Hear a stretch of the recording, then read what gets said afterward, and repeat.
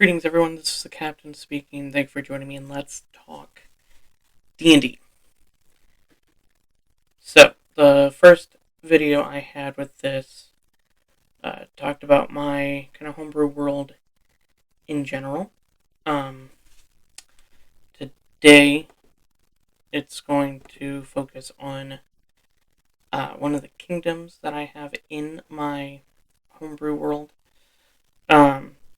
Probably these next videos that I have with this series will basically be about the different kingdoms I have. With that being said, the different kingdoms that are found in my homebrew world are orcs, which they kind of live in a rainforest kind of area that kind of opens up into a more like savanna kind of environment. I got a human kingdom that kind of touches on that savanna, but then also touches on desert as well.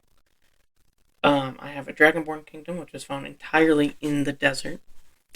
I got a Tiefling kingdom, which is on its own little island that nobody touches, and when I do a video about them, I can go into detail why.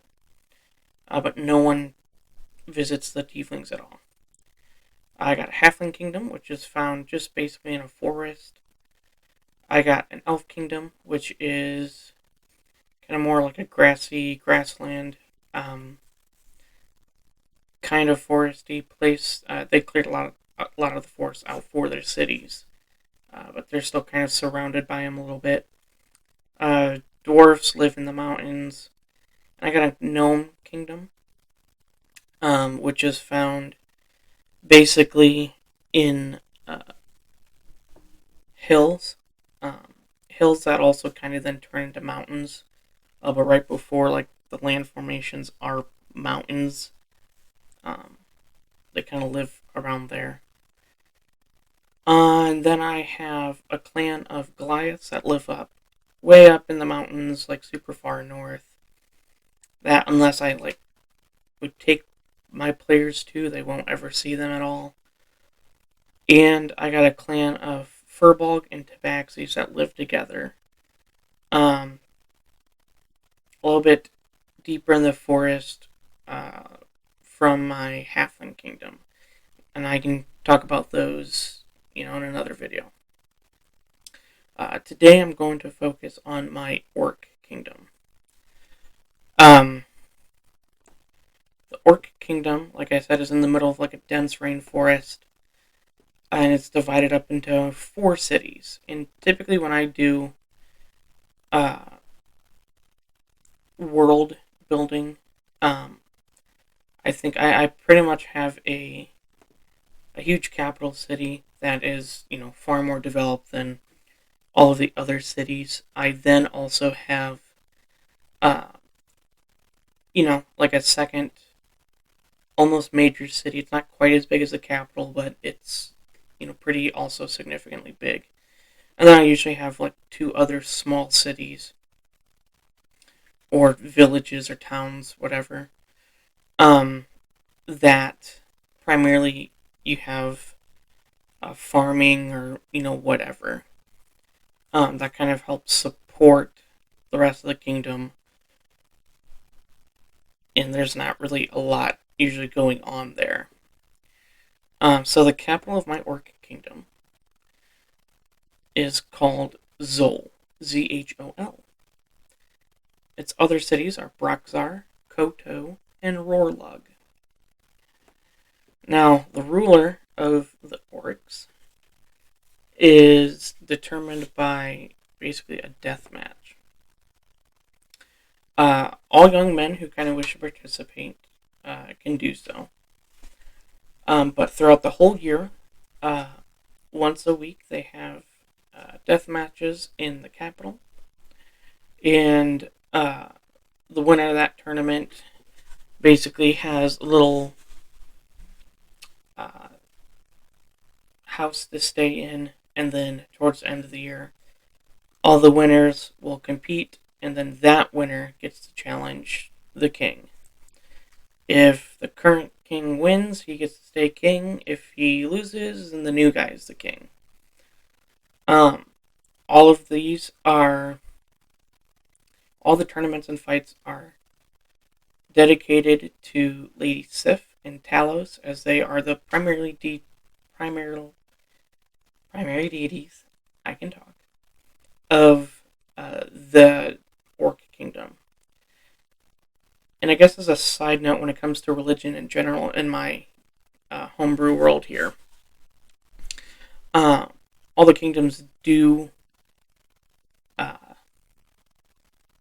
acknowledge the other deities and their play in the creation of the world, but they all have like a main deity or deities that they kind of focus on.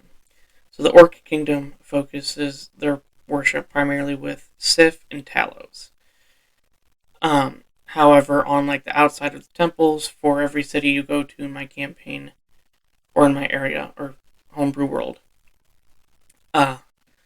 there are like little shrines dedicated to the other deities, so those that are traveling from other kingdoms can still pay respect to their deity.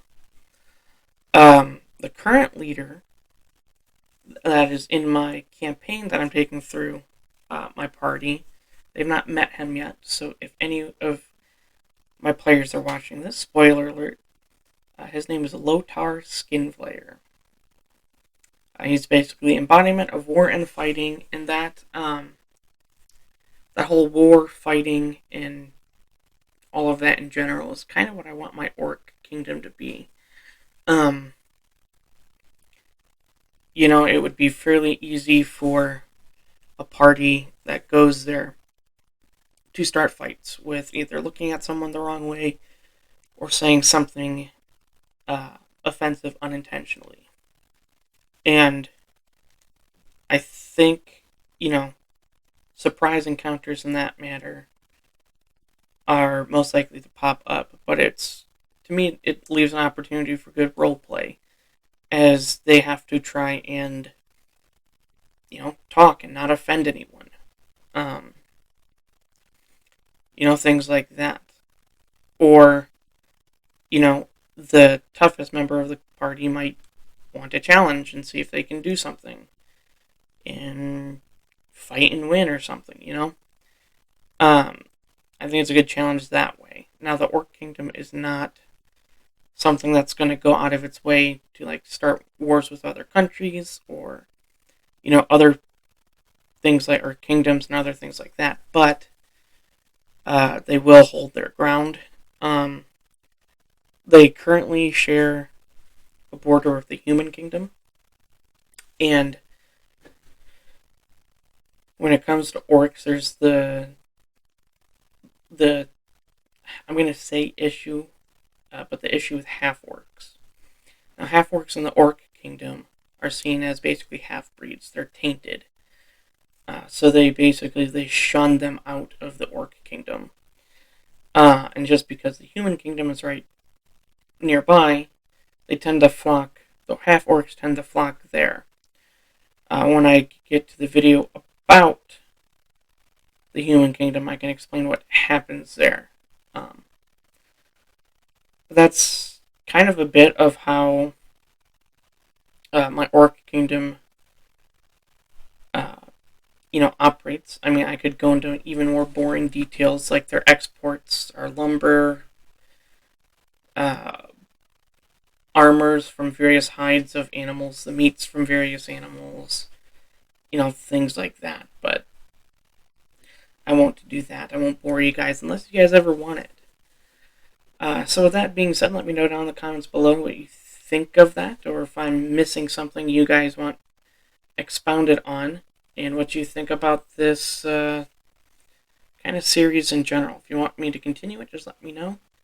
I love making stuff up like this, and I love sharing upon it even more. Thank you guys so much for watching and all of your support. like this video if you thought this was interesting, and if you haven't already done so, please subscribe and become a part of the Captain's crew. Thank you guys so much for joining me in this video, and hopefully I see you joining me in my next. See ya.